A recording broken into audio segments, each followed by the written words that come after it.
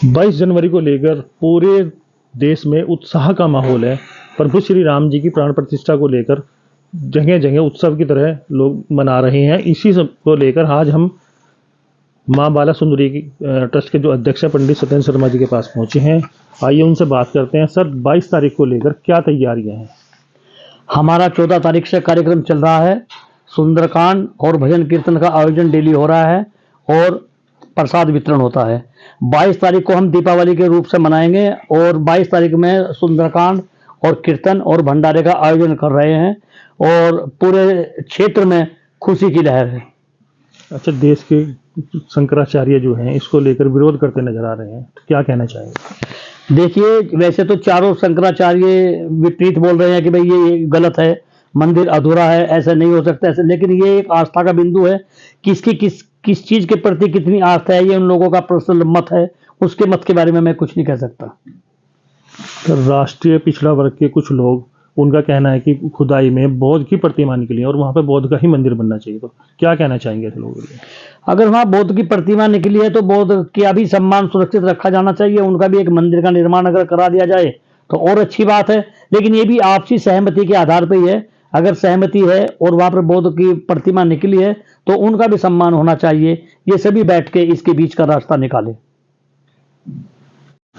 इस समय हम देवबंद के देवी कुंड स्थित मंदिर परिसर में हैं। माँ काली का मंदिर आपको दिखाई दे रहा है और यहाँ के मुख्य पुजारी हमारे साथ हैं।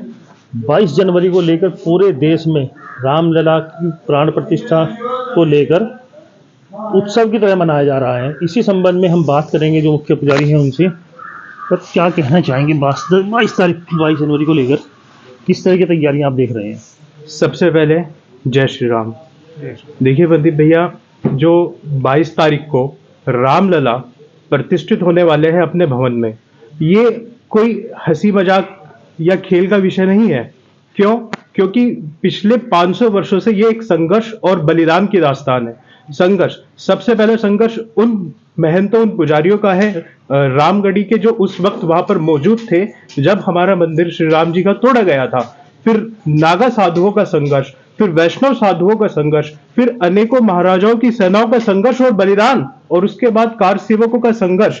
और कार सेवकों ने श्री राम के नाम पर अपने सीने पर जो गोली खाई है, और अनेक राम भक्तों का आज सपना आज साकार हो रहा है, और उन बलिदानियों का जो बलिदान आज रंग ला रहा है, उसके ऊपर जो कोई भी व्यक्ति, कोई भी विद्वान, चाहे वो कोई भी क्यों ना हो, जो धार्मिक शास्त्रों को आधार बनाकर टिप्पणियां कर रहा है, ये शास्त्र संगत तो दूर की बात, ये युक्ति संगत भी नहीं लगती। क्योंकि महादेव जी स्वयं कहते हैं कि होई है वही जो राम रचि राखा। जब श्री राम जी आज त्रिपाल से निकलकर, टाट से निकलकर ठाट में जा रहे हैं, वैभवपूर्ण तरीके से अपने मंदिर में प्रतिष्ठित होना चाह रहे हैं, तो उस पर विपत्ति क्यों? अच्छा, तमाम जो हमारे देश के शंकराचार्य हैं वो भी इसमें विरोध करते नजर आ रहे हैं, तो क्या कहना चाहेंगे?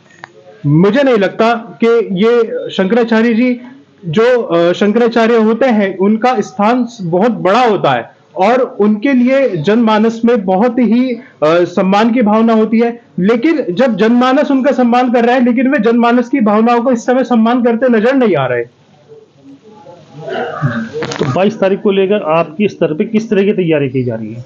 22 तारीख को लेकर हमारे स्तर पर, जैसे कि मंदिर है, मंदिर प्रांगण में हम श्री राम जी का विशेष पूजन करेंगे, और माता रानी जो भगवती काली यहाँ पर विराजमान है, माँ बाला सुंदरी, इनके मंदिर में भी हम इनका अर्चन के साथ साथ श्री राम जी का अर्चन करके समस्त राम भक्तों को बधाई देंगे, क्योंकि उनका सपना साकार हो रहा है। तो कुछ संगठन है, राष्ट्रीय पिछड़ा मोर्चा जो है, वो लोग इसका विरोध करते आ रहे हैं और उनका कहना यह है कि 22 तारीख को वो लोग काला दिवस मनाएंगे।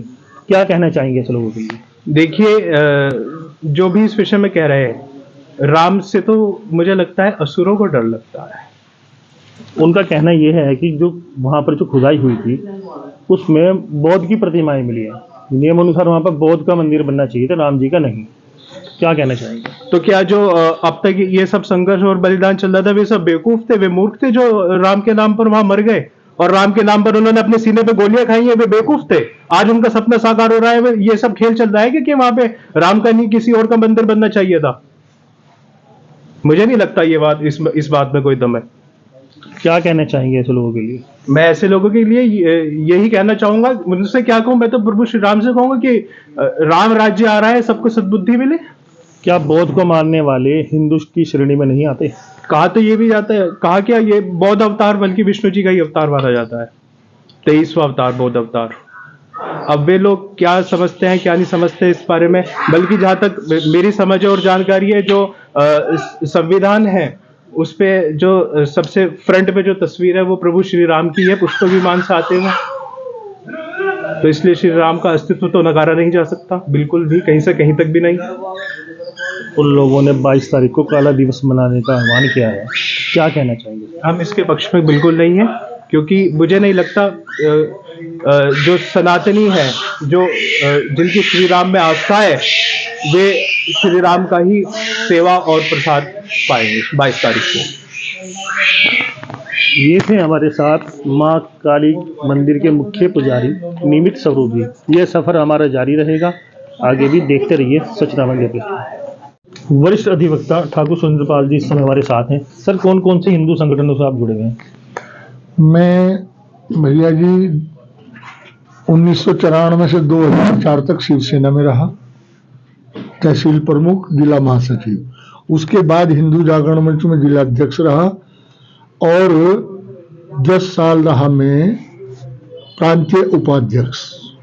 10 ही मैंने राष्ट्रीय बैठक की और अब फिलहाल कृष्ण जन्मभूमि मुक्ति दल के माध्यम से मथुरा में के मंदिर निर्माण के लिए प्रयासरत है और 11 मुखी महादेव मंदिर धूना ट्रस्ट का मैं संस्थापक हूं, जो यहाँ के मुख्य मंदिर 11 मुखी महादेव मंदिर पर अन्य क्षेत्र चलाने का काम योजना के अंतर्गत है।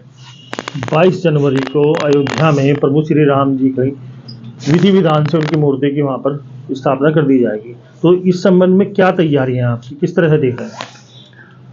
हमने 2005 में यहाँ पर शिवसेना के दौरान भगवान श्री राम की प्रतिमा की स्थापना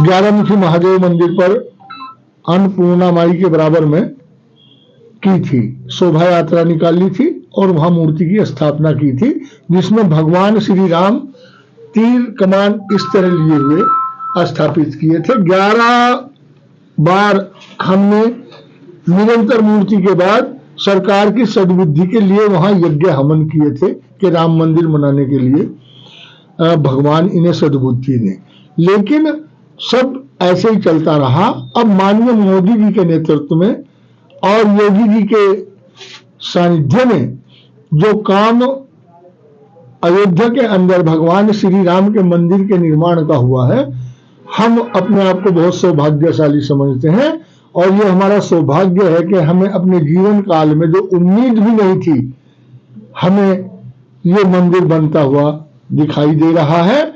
और 22 तारीख का दिन, 22 जनवरी का दिन ऐतिहासिक दिन होगा। हमें पूर्ण उम्मीद है कि भारतवर्ष के अंदर ही नहीं, पूरी दुनिया के अंदर हमारे भगवान राम का विराजमान होने के बाद वहां राम राज्य की स्थापना होगी। और उसी तरह जिस तरह भगवान श्री राम किसी समय में त्रेता युग में चक्रवर्ती सम्राट रहे, उसी तरह भारत पूरी दुनिया के समाज का नेतृत्व करेगा। सर, हमारे यहाँ 4 शंकराचार्य हैं और चारों ही विरोध करते नजर आ रहे हैं, नाराज हैं, तो क्या कहना चाहेंगे इसको लेकर? देखिए, शंकराचार्य का कोई नाराज का ना तो वीडियो कोई आया है और ना कहीं ऐसा विपक्षी लोग प्रचार कर रहे हैं कि वे आएंगे या नहीं आएंगे। इसमें लगता है कि कोई साजिश हो सकती है किसी की। और शंकराचार्यों का जहां तक सवाल है, मैं आज 64 साल की मेरी उम्र है, आज तक मैंने शंकराचार्यों के द्वारा कभी भी अपने हिंदू समाज के विषय में कोई सकारात्मक बात, सकारात्मक संदेश या कोई ऐसी बात उनके मुख से नहीं सुनी कि हिंदुओं के कोई शंकराचार्य भी हैं और या वे कुछ समाज के लिए काम करते हैं। अच्छा, पूरा देश उत्सव मना रहा है, वहीं राष्ट्रीय पिछड़ा मोर्चा जो है 22 तारीख को काला दिवस मनाने की घोषणा कर रहा है। उनका कहना यह है कि जहाँ पर रामलला का मंदिर बनाया जा रहा है वहाँ पे बौद्ध की प्रतिमाएं मिली और वहाँ पर बौद्ध धर्म का ही जो है मंदिर बनना चाहिए था। तो क्या कहना चाहेंगे?